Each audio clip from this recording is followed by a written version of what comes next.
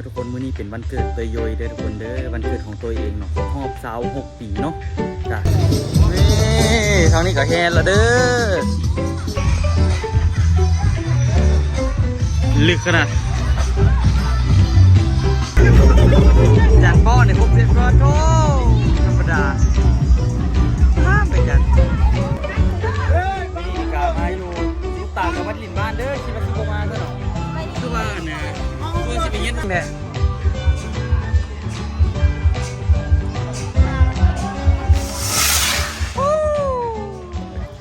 สบายดีทุกคนสบายดีตอนสวยเนาะมื้อนี้ก็เป็นมื้อบุญมื้อสุดท้ายของบ้านพลม่วงเนาะแต่ละปีนี่ก็บ่มีแต่กินบ่มีแต่ทานเด้อทุกคนเด้อมีบุญบังไฟเนาะแห้งเดียวอันที่ว่านี่ก็แห้งเดียวเลยเนาะไม่จันเนาะแห้งเดียวในร่องซานเลยทุกคนเพราะว่าบ้านพลม่วงเนี่ยสิมีบุญว่ายังมีบ้านอื่นอีกว่าแต่ว่าบ้านนี้จัดคนโมโหซันเด้เนาะบุญบังไฟนะทุกคนเนาะดุนนานแล้วใกล้สิสงกรานต์แล้วทุกคนก็สิมีบุญแบบนี้นะตัวยังตื่นแบบสลึมสลือพระอืดพระอมอยู่คลิปกับบ่ได้ลงมื้อนี้คลิปนี้จะได้แบบถ่ายปุ๊บลงปั๊บเลยเนาะทุกคนแล้วก็มาเบิ่งสภาพแม่จันทุกคนไปมาเรียบร้อยแล้วสบายดีป้าถูกแม่นแม่จันอยู่อันนี้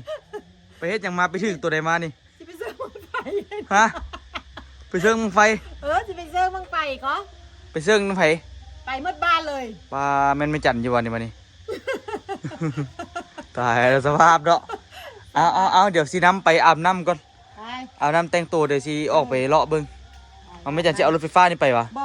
ย่างก็ลูกไปรถไปวะมากันย่างก็แต่ว่า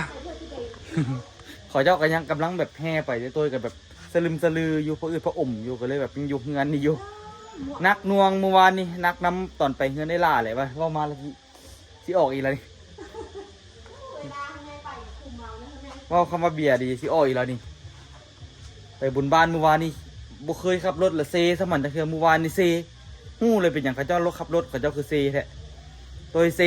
เลยนะเอามือเนี่ยฟาดหน้าตัวเองป้าบ4 บาทแล้วจึงมาต่อ ตั้งสติเอาค่อยๆตั้งสติแล้วก็มาแต่ก็ยังนักหน่วงอยู่ทุกคนไปเดี๋ยวตัวอาบน้ำหลักสิออกไปเบิ่งข้าเจ้าเซิงบังไฟละว่าสิเป็นยังไงเนาะไม่จันก็สิไปเซิงก่อนไปกันเด้อเอาไปก่อนอยู่บุญเด้อจัดไปเนี่ยไปเบิ่งเนาะมื้อนี้นี่กะออโต้ก็เป็นไข้ทุกคนออโต้นะออโต้เป็นไข้ล่ะเลยอาสาอยู่เฮือนเฝ้าออโต้เนาะจะรวยลุกตื้นเลยก็ถวยต้วยมานำเอาว่าไปว่าเทศอีกแล้วไปคิวจักไปเขากับบ้องมานำเอารถจ้างมาไว้รถเยอะเนี่ยเราจำมาไว้รถยืมยังเอาจ้างมาไว้รถเยอะไปโอ้อยู่นี่แหละเจ้านะ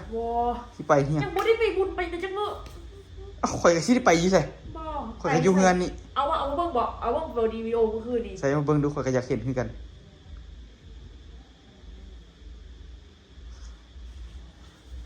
ป้าตุกตานะ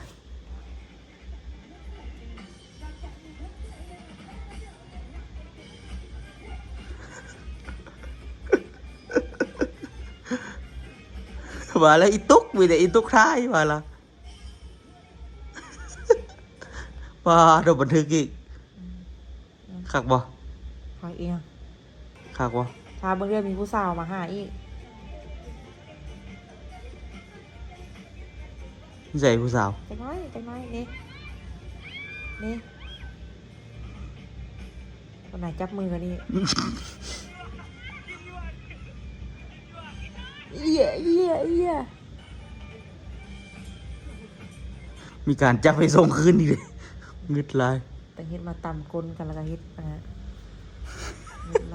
งึดลายข่อยนะข่อยงึดเจ้าน่ะงึดลายตอนนี้กำลังสิออกไปนะทุกคนเนาะแต่งตัวเรียบร้อยแล้ว ไปดองกับสุดนี้ไปบุญกับสุดนี้ไปเฮ็ดเวียกกับสุดนี้ ได้เวิร์ดทุกสุดนะได้ทุกแบบเนาะมื้อนี้นี่กะต้องมีอีกอย่างหนึ่งนะทุกคนมื้อนี้เป็นวันเกิดตัวโยยเด้อทุกคนเด้อวันเกิดของตัวเองเนาะครบรอบ26 ปีเนาะกะปีนี้นี่กะครบรอบ26 ปีเต็มละ มื้อนี้เลยก็ต้องขอบใจแม่พระจิตตาแล้วก็แม่เพิ่นบ่อยากให้บอกเนาะแม่ป้าแต้วเนาะ บอกเลยซะ เพิ่นก็เคยให้หลายเทื่อแล้วเพิ่นเคยมาล่องซานอีกแม่ตู้ดอนก็ให้เงินวันเกิดตัวเนาะทุกคนเนาะแต่ตัวก็สิเอาไปไว้ซื้อดินมาถม ถมเฮือนนี่คือเก่านะทุกคนแล้วก็แม่น่ะในป้าแต้วเพิ่นก็เอาเงินให้เนาะครึ่งหนึงละให้ไปอันน่ะช่วยเรื่องแบบหินเรื่องทรายเรื่องอย่างนี้นะทุกคนเนาะแล้วก็ครึ่งหนึงนี่ก็เอาให้เป็นของขวัญวันเกิดตัวโยยคือกันเนาะแล้วก็ไปซื้อโศกมาใส่แน่เพิ่นว่า อยู่ร่องซานนี่มันบ่มีส่งถึกใจนะเดี๋ยวไปเวียงสิไปซื้ออยู่ห้านแบบห้านเครื่องกีฬาเอาตัวสิเอาแพ้ยืดๆเอามันใส่ทังใดมันก็ขาดนะบางขาเนี่ยมันลุกขึ้นนั่งลงหลายมันเฮ็ดเวียกเนาะทุกคนเนาะเฮ็ดเวียกมันบ่เต็มที่นิดนึงมันก็ขาดนิดนึงมันก็ขาดละเนาะสิไปหาซื้อส่งเป็นคล้ายๆเป็นส่งวอร์มเอาแต่ส่งอันนี้ก็ดีเด้บ่มีขาดจักโตส่งอันนี้ก็ได้แต่ว่ามันบ่เหมาะสำหรับเฮ็ดเวียกเนาะ มันก็ดีอยู่ส่งอันนี้นี่ก็ได้ไปทุกคนเดี๋ยวไปเจอกันอยู่งานเนาะวันเกิดปีนี้ก็อยากให้ตัวเองสุขภาพแข็งแรงแล้วก็เงินทองอะไรมาเทมาขอเฮ็ดห้านสำเร็จเนาะ ตามคาดหมายเนาะแล้วก็อยากได้ดินมาถมอยากได้ดินมาถมนี่ไว้เนาะอยากได้ดินมาถมห้านนี่ถมให้มันเพียงกับหน้าทางก็มีคนก็เคยบอกว่าเป็นอย่างเนาะคือเฮ็ดเงินเป็นอย่างคือบุถมดินก่อนเนาะมีคนบอกว่าเป็นอย่างคือบุถมดินก่อนจึงปลูกเงินเพิ่นว่านะมันหนึ่งกับงบมันบานปลายเนาะตัวบ่มีงบหลายเนาะสองก็คือหลักๆก็คือนี่แหละทุกคนมันเป็นห้วยเนาะเป็นห้อมห้วยเฮาถมดินก็ยังบ่ได้ที่เฮาต้องใส่ท่อก่อนพอจอยว่าสิเฮ็ดก็บ่เกิดจักเทื่อขาเจ็บมือเนาะใส่ท่ออย่างแล้วก็ถมดินดีๆก่อนเนาะอันนี้นี่แล้วจึงสิถมมาได้เนาะทางหลังนี่ก็กะว่าสิถมหมดนี่แหละแต่ว่ามันก็บ่แม่นยามนี้เทื่อนะทุกคนมันยังบ่พร้อมเทื่อเนาะไปเจอกันอยู่บุญเล็กกันยังมีอยู่ตัวไว้เอาไว้เทคานพวกทั้งเทิงนี่บังไฟเวลาว่าเที่ยวเวลาเฮ็ดปีนี้1 2 3โอ้โถหาบังกะว่าที่1จะได้ก็ต้องแม่นเพิ่นละ ท่านั้นกับบัง1กำลังแห่เลยเอาต้นไม้มามัดดีๆเพราะว่ามันอันนั้นน่ะทุกคนมันฮ้อนเนาะฮ้อนได้ฮ้อนว่าอันนี้ก็ต้นกล้วยอย่างเกี่ยมแห่แหละแต่ว่าตัวสิออกไปเบิ่งบุญทั้งลุมก่อนนี่ทางนี้ก็แห่ละเด้อคุณนะต้องได้แห่เลาะบ้านได้ทุกคนธรรมดาได้เอาทางน้ำก้อนนั่นอย่างไปน้ำห้อนมาห้อนนี่พ่อจ้อยบอกจากบ้างวะเดี๋ยวบำรุงก่อนทุกคนเลยกินอย่างกับบัได้ก็เจ้ามาหดน้ำอีกก็มีแห้งเติบมาแล้วหดน้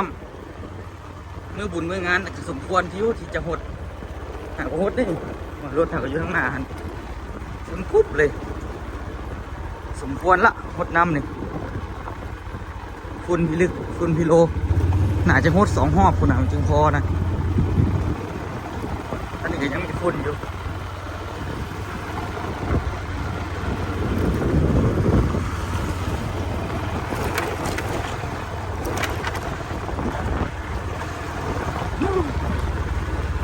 หดน้ำยังมีฝุ่นโอ้ที่ซ้ำได้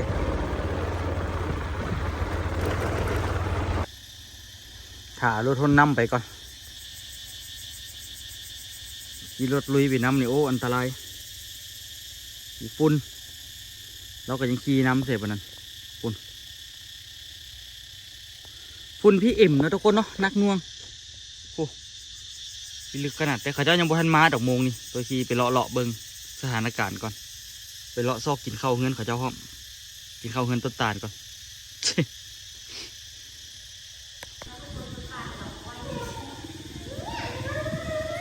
เอาไปตันกินเบียร์นะไป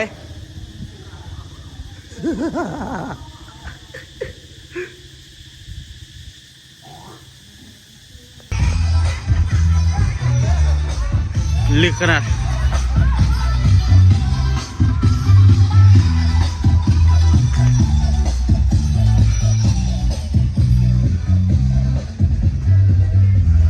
มาเบิ่งก่อนทุกคนมียังกินไหม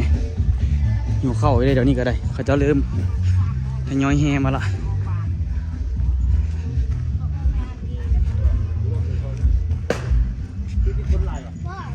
น้ำปั่นนี่คือยุซื้อน้ำปั่นกินก่อนฮ้อนนี่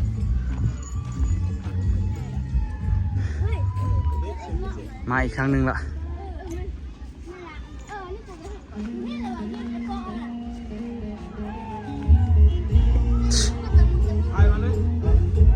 เบิ่งแต่ไกลๆเลย ไอ้มาทายพี่แม่ไอ้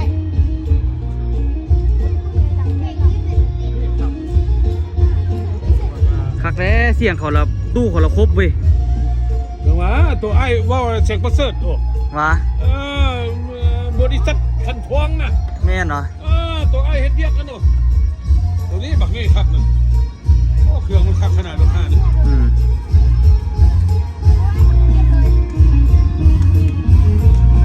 มาแล้วเด้อส่งบุญส่งงานเนาะ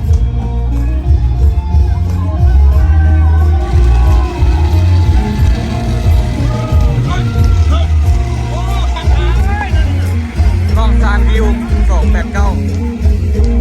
ใช่สุด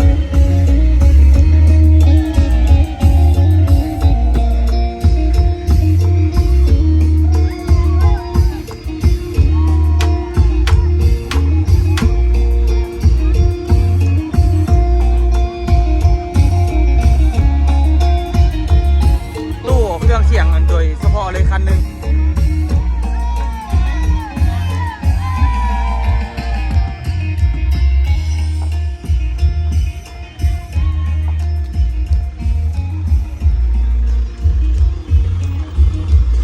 ทยอยมาเนาะเมื่อนี้นี่กะมาเบิ่งพร้อมโอ้รถคันนี้ประกาศขายอีกขายเท่าไหร่หมดละ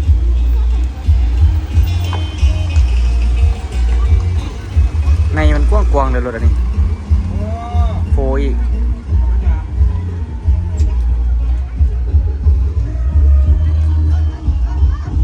มีอย่างอันนี้ขึ้นฟ้าว่าแมนหงน้ำว่าแมนนาคเป็นวาเลย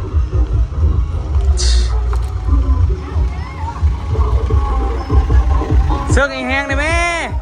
เสื่องคอยพอด้วยแม่เปิ้ลโอ้ยย้อมเขาวัดอีกได้มาแต่ละเดือนต้องได้โอ้มไปแห่ทัวร์บ้านก่อนเดี๋ยวมาดีแล้วดิขั้นเก่าแล้วบ่โค้งไปโค้งมาสินะ พวกพอบนึงบ่ จักน้ำเขาแล้ว เขาอยากเห็นในการสำเร็จสะพันแล้ว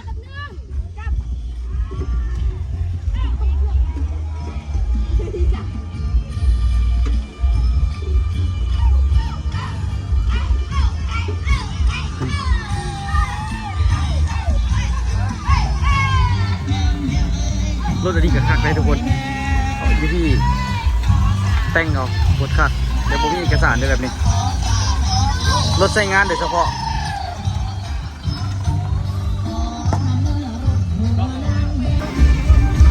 โตตึงแห่งเมือง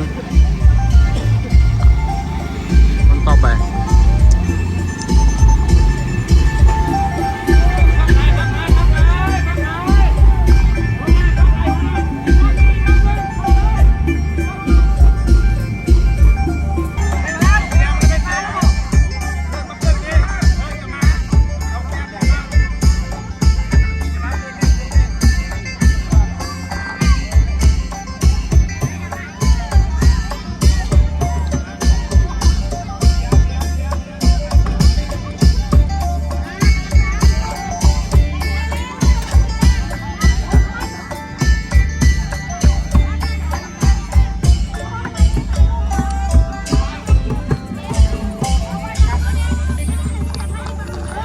รถเริ่มมาหลายคันแล้วทุกคน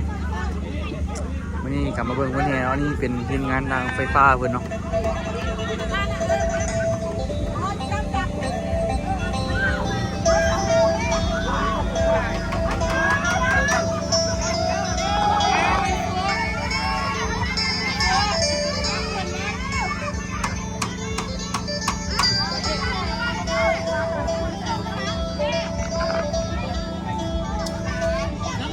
เต็มที่ขนาดทีมงาน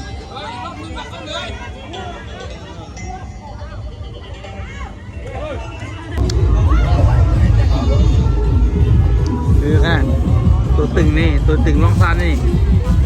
ตึงสุดละใน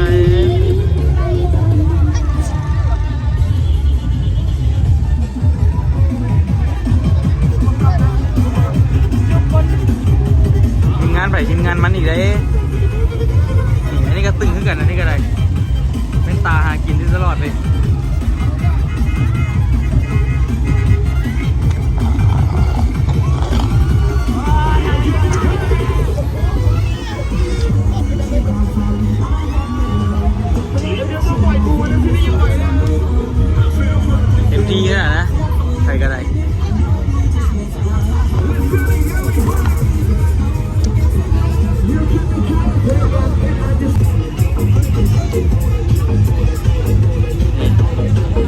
ยอดเลย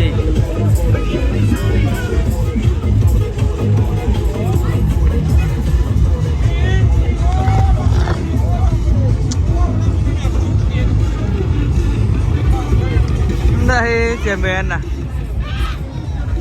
มือน่ะ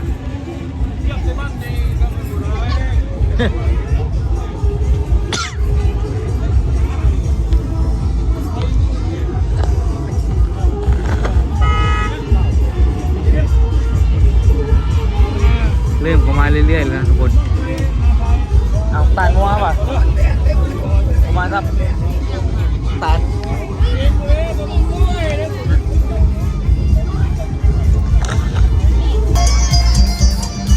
เข้าวัดแล้วเนี่ย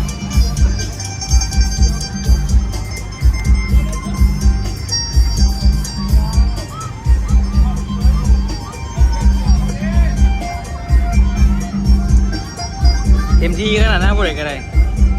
ฮอดโมงเขามาแล้วเขาก็เต็มที่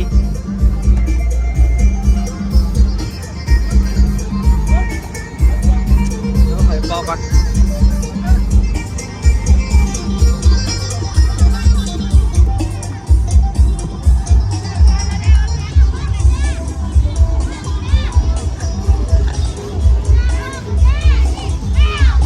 ไอ้ปอนนี่ชอบซื้อไอ้ปอนนะ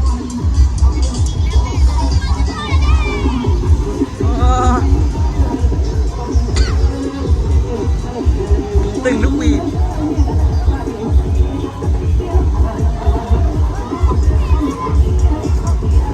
มวนอย่างเดียวนะสายมวนนะ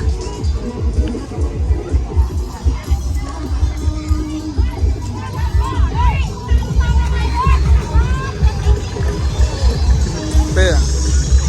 แซมเก่าปีกายรถคันนี้โอ้ไอ้ปอนี่ตึงกันมัวไอ้ปอนี่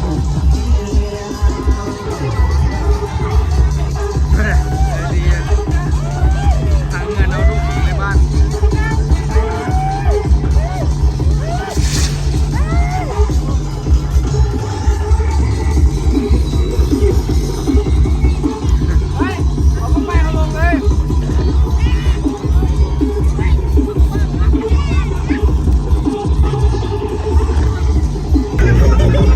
จานป้อเนี่ยครบเสร็จแล้วโธ่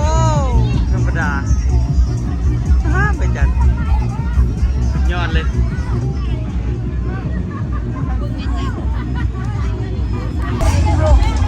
บังไฟน่ะจับบังไฟล้าน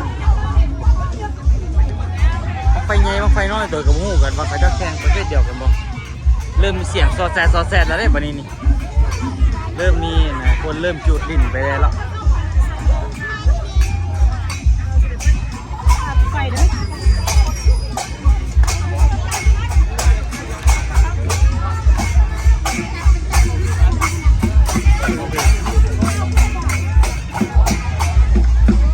เต็มที่แค่ไปจันก็ได้มันได้มวนว่าแทนไป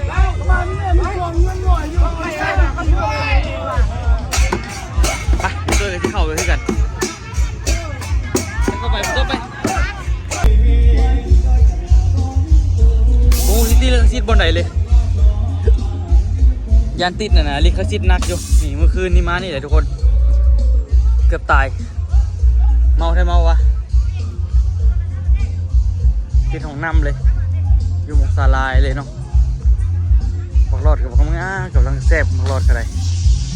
อยู่หน้าวงนี่แหละเมื่อวานนี่ มวนได้มวนว่าเมื่อคืนนี่ก็ได้มาเต้นอยู่นี่แหละที่อูนะถ่ายคลิปต้นคลิปนะนี่แหละอยู่ข้างหน้านี่เลย อันนี้ก็เขาเจ้าเริ่มเข้ามาแห่อยู่ภายในวัดแล้วทุกคนเนาะก็คือที่เอารถคันเดียวแล้วก็ไปน้ำกันเลย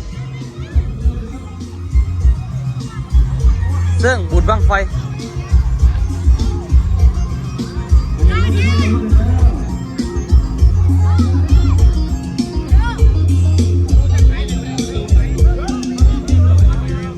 พอตู้เอียกอะมาสัมภาษณ์ดิเป็นที่กินขนมวะขนมมันก็ยิบป่ะ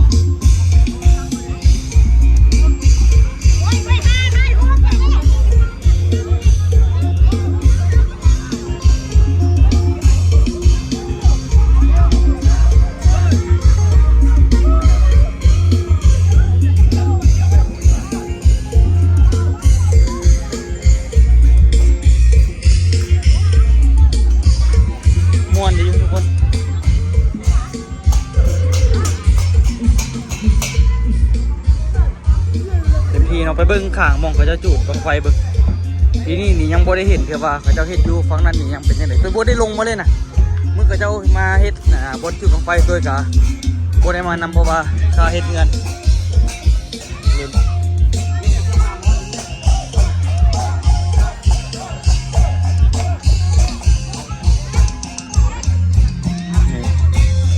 มองจุดบังไฟอยู่นี่โอ้มีคนเอาไปนั่งกินอยู่พุ่นล่ะที่จริงเอาเต้นเอาอย่างมาเราไปสามารถนั่งกินอยู่น้ำมาเลยได้พอทุกคนสามารถนั่งได้เมื่อแถวนั้นฮะดีแค่ไหนจะเอาดนตรีลงไปลิ่นอยู่น้ำบนเนาะยังได้นั่นพ่อมเท่า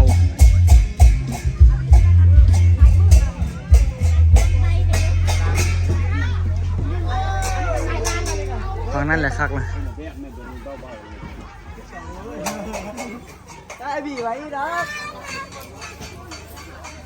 ปลาถูกเอาอย่างมัดใส่น่ะเอาผ้ามัดใส่แล้วก็เลี้ยวว่ะไม่เอา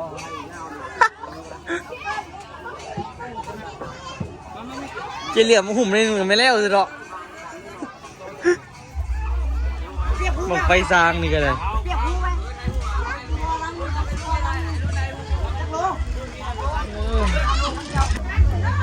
วันนี้นี่กามาอยู่ลูกตากับมัดลินบ้านเด้อคิดว่าสิบ่มาซะเนาะ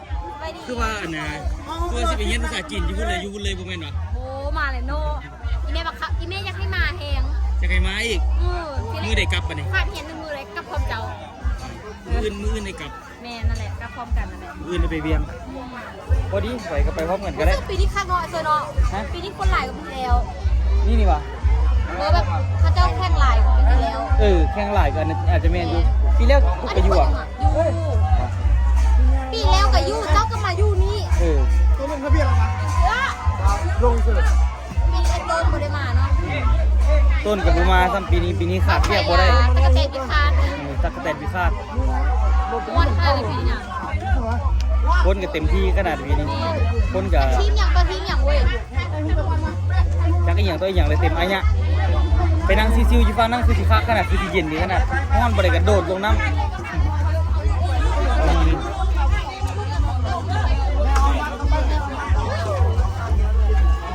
กับทีมงาน ซิปหลังนะไปซิลงกันลงเด้อ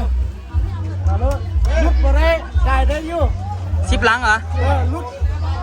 ซิปมาได้ จับเวลาวะหรือจังได๋ ได้เอาแล้วนี่ แล้วเอา ตัดในไพ่แถวนี้นะเปลี่ยนห้างเลยนะ นั่นน่ะมั่นใจขนาดนั้นบ่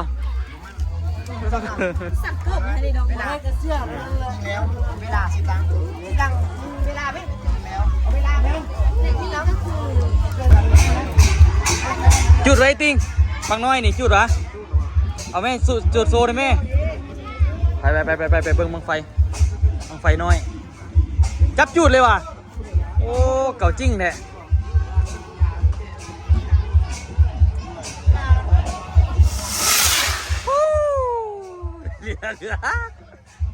คืออะไรนะ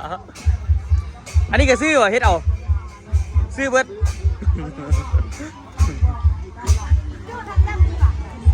อ้าวนี่เราพากันมานั่งอยู่นี่เอาไว้ตาจับโซดูจับจุดโซดูได้อยู่วะฮะ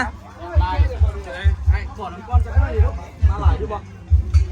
ปั่นให้จักเล็กจักน้อยดิ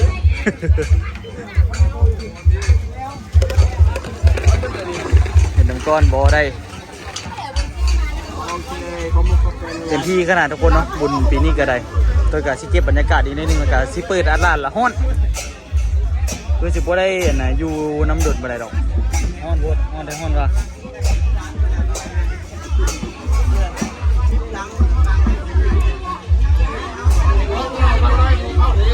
พระเจ้าน่าจะมาถ่าเขารอบแต่ว่าโอ้ว่าหม่องกรรมการอยู่เจ็ดได้ฮ้อง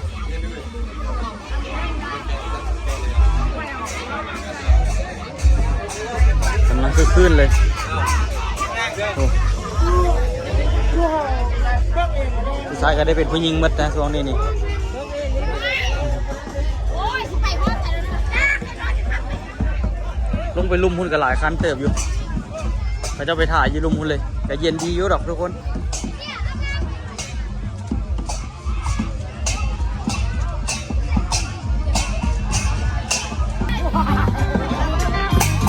กันเลย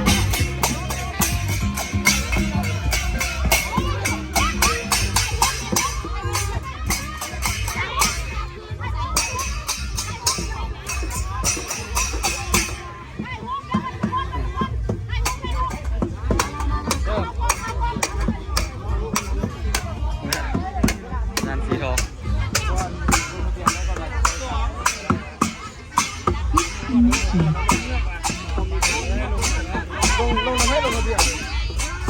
เนื้อตุกกูเบาหน่อยนี่วะ ใส่ผู้เบา เด้ โอ้ย บาสีทองเลยนะ ผู้บ่าวต้องเป็นน้อยสักใหญ่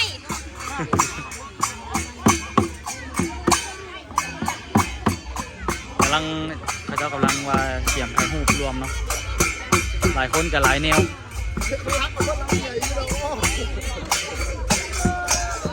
เอาผมมาเชื่อไม่นี่วะโอ้บบอกไว้คอยหูกระจับแล้วเมื่อกี้ เก็บน้ำเก็บหวย เบิ่งบรรยากาศกันไปนะทุกคนเนาะพวกเขาเจะชี้จุดของไฟกันโดนเติบอยู่ยังไม่ได้กินเราวสวยครับ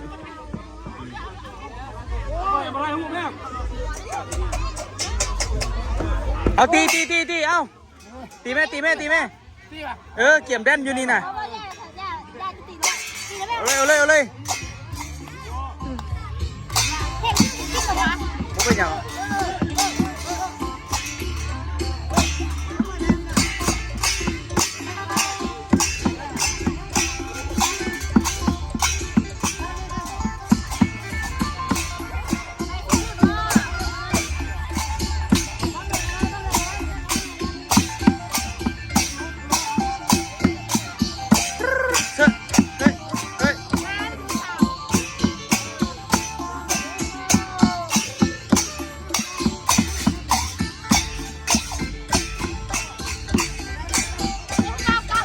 ใช่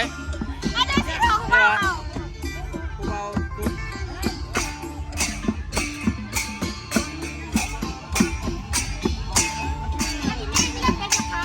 เอ้าไม่จัดกุลี่อยู่นี่โอ้โหทางนี้สีดำอีกเชื่องนะแม่ตุ๊กก็มีเสือของเขาอีก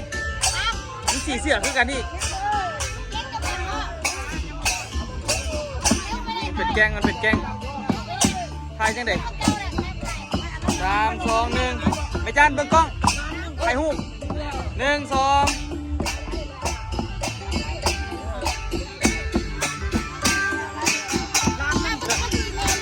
ฮะเขาไปเสร็จแล้วปะกูเห็นไม้จากเธอสักคุณน่ะ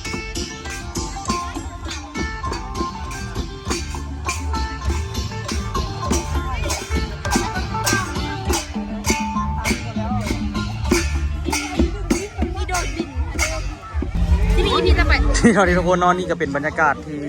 เอามาเบิ่งเขาเจ้ามาเสื่องบังไฟทุกคนเนาะมาแห่บังไฟเนาะแล้วก็น่าจะแรงๆพวกเราเพื่อจะสิค้ากันข่าวรอบไม่กินข้าวรอไหมจันกินข้าวละ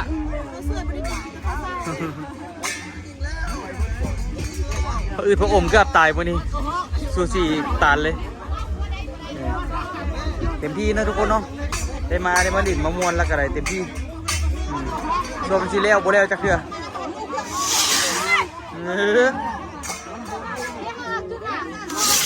ได้การแมนนะ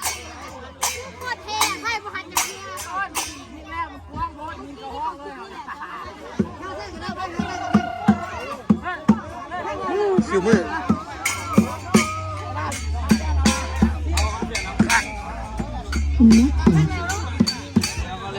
มึงไอ้ปอท็อปทุกปีปีกายแห้งท็อปปีนี้ก็ท็อปอีกปีท็อปทุกปีเลยซิตี้เล็กซิตตอนไหนเลยทุกคนนี่